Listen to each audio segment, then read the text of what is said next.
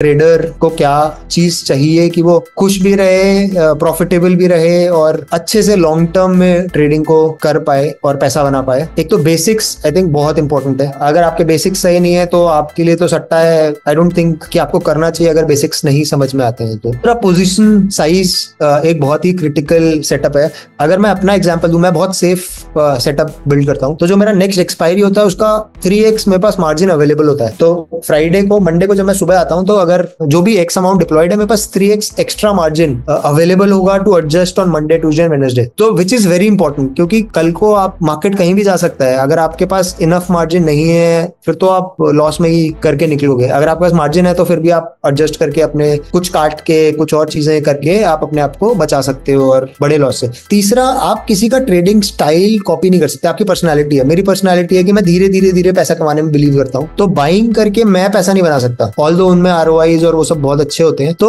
आपको अपना trading style define करना है, समझना है और उसके हिसाब से ही आपको ट्रेड करना है। आप किसी और का सोचोगे कि आप पैसा बना लोगे किसी और के ट्रेड कॉपी करके या कुछ करके, जब उल्टी जाएगी चीजें तो उसके पास, क्योंकि वो उस तरीके से बिल्ट है तो वो हैंडल कर लेगा। बट आप बिल्ड नहीं हो तो आप हैंडल नहीं कर पाओगे, आप लॉस में निकलोगे, वो फिर भी निकाल लेगा अपने आप को। तो it is very important to know कि आप किस चीज के बने हो, कैसे बने हो और आप उसी स्टाइल को आप फॉलो करो। और एक आई थिंक स्ट्रॉन्ग बॉडी बहुत जरूरी है। कई बार बहुत हेक्टिक हो जाता है जब मार्केट वाइडली मूव करता है। तो रेगुलर एक्सरसाइज एंड एवरीथिंग वो हेल्प करता है। आपको लगता होगा कि नहीं करता है, बट वो जब आप बहुत ही परेशानी में बैठे हो, आपका दिमाग काम करना बंद कर जाता है। उसके लिए अगर आपका बॉडी फिट है तो आपका दिमाग भी अच्छे से काम करता रहेगा। तो इट्स वेरी इंपॉर्टेंट।